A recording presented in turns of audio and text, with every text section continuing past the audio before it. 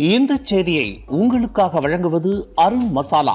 1983 ஆண்டிலிருந்து தரத்துடன் தன்மை மாறாத அறுசுவை சமையலுக்கான அருண் மசாலா.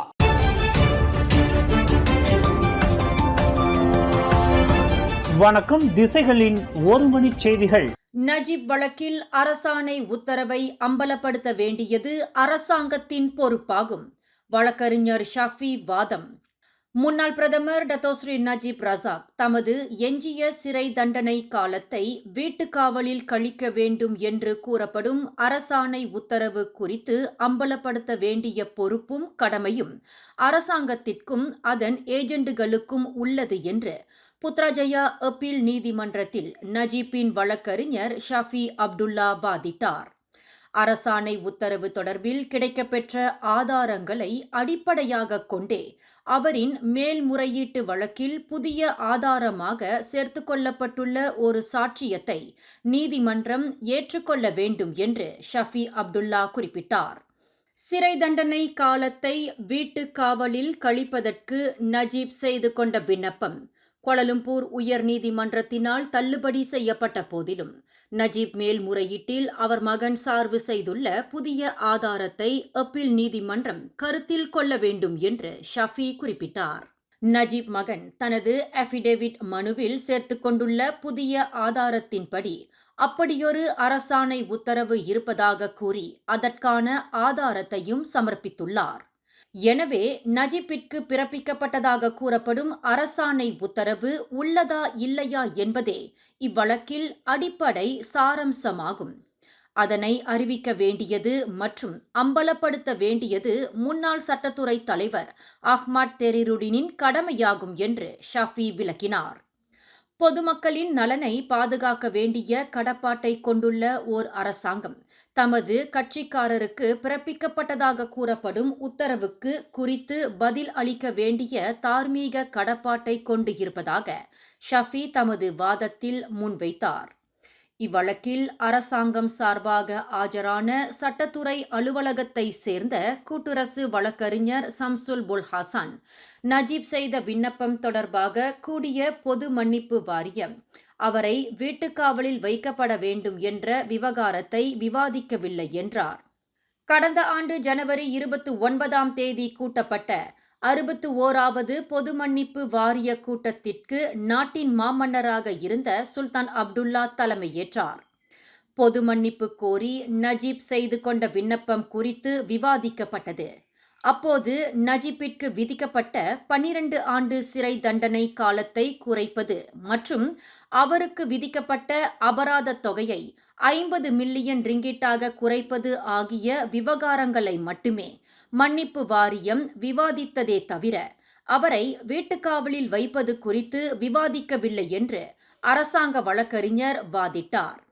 தவிர நஜீப் சிறை தண்டனை காலத்தை வீட்டுக்காவலில் வைப்பதற்கு அரசாணை உத்தரவு இருப்பதாக கூறப்படும் தகவல் விவாதிக்கப்படவில்லை என்பதால் தம்மை வீட்டுக்காவலில் வைக்க வேண்டும் என்று நஜீப் செய்து கொண்ட விண்ணப்பம் நிராகரிக்கப்பட வேண்டும் என்று 3 அடங்கிய நீதிபதிகள் குழுவினரை உள்ளடக்கிய அப்பீல் நீதிமன்றத்திடம் அரசாங்க வழக்கறிஞர் கோரிக்கை விடுத்தார்.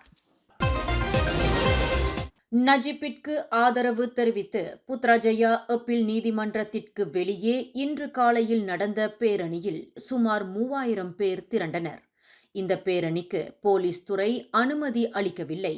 எனினும் தங்களின் முன்னாள் தலைவரான நஜீப்பிற்கு ஆதரவு தெரிவித்து பாஸ் கட்சி ஏற்பாட்டில் நடைபெறும் இந்த பேரணியில் கலந்து கொள்ள வேண்டாம் என்று அம்னோ உறுப்பினர்களுக்கு கட்சியின் தலைவர் டத்தோஸ்ரீ அஹ்மத் ஜஹீர் நினைவுறுத்தியிருந்தார்.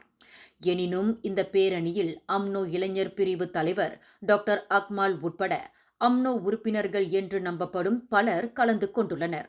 அரசாங்க சார்பற்ற அமைப்புகளை சேர்ந்தவர்களும் காலை 6:30 மணியளவில் திரளத் தொடங்கியுள்ளனர். ஜஸ்டிஸ் ஃபார் நஜீப் மற்றும் பேபாஸ் நஜீப் ஆகிய வாசகங்களை தாங்கிய பதாகைகளை ஏந்திய வண்ணம் நஜீப் வாழ்க என்ற முழக்கத்தை பலர் சூளுரைத்து கொண்டிருந்தனர். நஜீப் பேரணியில் தாம் கலந்து கொண்டது தனிப்பட்ட முறையிலாகும். இதற்கும் அம்னோவிற்கும் தொடர்பில்லை என்று அதன் இளைஞர் பிரிவு தலைவர் டாக்டர் அக்மால் தெரிவித்துள்ளார். அதே வேளையில் ஓர் ஆண்மகன் என்ற முறையில் நெஞ்சுரத்துடன் பாஸ் கட்சி ஏற்பாட்டிலான இந்த பேரணியில் தாம் கலந்து கொண்டதாக அவர் தம்பட்டம் அடித்துக் கொண்டார். நஜிப்பிற்கு ஆதரவு தெரிவிப்பதற்காக திரண்ட ஆதரவாளர்களின் நிறைய பேருந்துகள் சாலை தடுப்பு சோதனையின் மூலம் தடுக்கப்பட்டு இருப்பதாக பாஸ் கட்சி குற்றஞ்சாட்டியுள்ளது. கடா மந்திரி பசார் டத்தோஸ்ரீ சனூசி நூர் உட்பட இன்னும் நிறைய அரசியல் பிரமுகர்கள் இந்த பேரணியில் கலந்து கொண்டனர். முன்னாள் பிரதமர் டத்தோஸ்ரீ நஜீப் ரசாக் விவகாரம் நீதி மற்றும் சட்ட நடைமுறைகள் நேர்மையாக நிறைவேற்றப்பட வேண்டும் என்று அம்னோ தலைவர் டத்தோஸ்ரீ அஹ்மத் ஜஹீத் ஹமீடி கேட்டுக்கொண்டார். பரிசான் நேஷனல் கட்சி ஒரு பாரம்பரியமிக்கது. நஜீப் உட்பட கட்சி மற்றும் நாட்டின் தலைவர்கள் எந்த பிரச்சனையை எதிர்கொண்டாலும் அவர்களின் சேவைகள், தியாகங்கள் மற்றும் சிறந்த பங்களிப்பு ஆகியவற்றுக்கான மாண்புகளும் மரியாதைகளும் அவர்கள் ஒருபோதும் இழந்துவிடவில்லை என்பதை தெளிவுபடுத்திக் கொள்ள விரும்புகிறேன் என்று துணை பிரதமருமான அஹ்மத் ஜஹீத் ஓர் அறிக்கையில் தெரிவித்துள்ளார். நஜீப் விவகாரத்தில் அவரின் பின்னால் அம்னோ உறுதியாகவும் அவரின் விவகாரம் சட்ட முறைகளுக்கு ஏற்ப நிறைவேற்றப்பட வேண்டும் என்பதிலும் தெளிவாக உள்ளது என்று அஹ்மத் ஜஹீத் குறிப்பிட்டார். நஜீப்பின் மேல்முறையீட்டு வழக்கில் சட்ட பார்வையாளராக ஆஜராகுவதற்கு பாஸ் கட்சியின் பொதுச் செயலாளர் தக்கியுடின் ஹசானுக்கு புத்ராஜயா அப்பீல் நீதிமன்றம் அனுமதி அளித்துள்ளது. கொத்தபாரு நாடாளுமன்ற உறுப்பினரான தக்கியுடின் ஹசான் வழக்கறிஞர் அங்கியுடன் நீதிமன்றத்தில் ஆஜராகியது பெரும் கவன ஈர்ப்பாக அமைந்தது. நஜீப் வழக்கில் எதிர்க்கட்சித் தலைவர் ஹம்சா ஜைனுடின், பாஸ் கட்சியின் உதவி தலைவர் அஹ்மத் சம்சூரி மொக்தார் மற்றும் பர்சத்து கட்சியின் உதவி தலைவர் ரொனால்ட் கியண்டி சார்பாக விசாரணையை பார்வையிடுவதற்கு ஒரு வழக்கறிஞராக ஆஜராகியுள்ளதாக முன்னாள் சட்டத்துறை அமைச்சரான தக்கியுடின் தெரிவித்தார். கடந்த ஆண்டு டிசம்பர் 10 நாடாளுமன்றத்தில் எழுப்பப்பட்ட விவகாரத்தை அடிப்படையாக கொண்டு தமது வருகை அமைந்துள்ளது என்று தக்கியுடின் தனது விண்ணப்பத்தில் தெரிவித்துள்ளார்.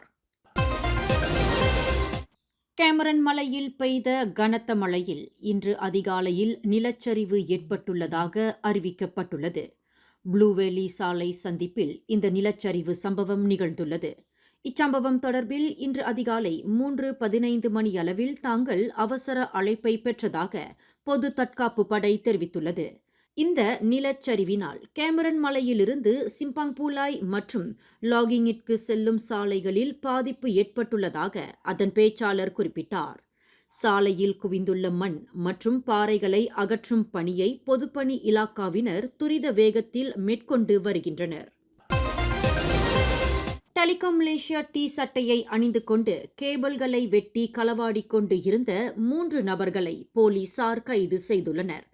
பேரா கரிக் ஜலான் குவாலருய் என்ற இடத்தில் நேற்று அதிகாலை 4:30 மணியளவில் நிகழ்ந்த இந்த திருட்டு சம்பவத்தில் அந்த 3 பேரையும் ரோந்து போலீசார் கையும் களவுமாக பிடித்தனர் என்று கரிக் மாவட்ட போலீஸ் தலைவர் ஜுல்கிஃப்லி மாமூட் தெரிவித்துள்ளார். வெள்ளை நிற வேனில் வந்திறங்கிய அந்த மூவரும் டெலிகாம் மலேசியா டி சட்டையுடன் நிலத்தடி கேபிளை வெட்டி கொண்டு இருந்தபோது அவர்களின் செயலில் சந்தேகித்த போலீசார் விசாரணை செய்தபோது புட்டு அம்பலமானதாக ஜுல்கிஃப்லி குறிப்பிட்டார். ஜொஹூர் பாரு தமான் ஸ்ரீ புத்ரியில் நேற்று நிகழ்ந்த தீ விபத்தில் 8 உணவகங்கள் அழிந்தன.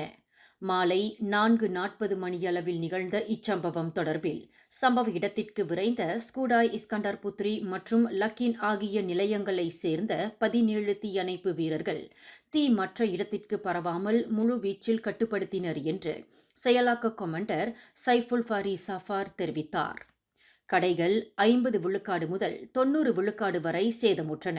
37 வயது நபர் காயமுற்றார். ஒரு மோட்டார் சைக்கிள் அழிந்தது என்று சைஃபுல் ஃபாரி மேலும் கூறினார்.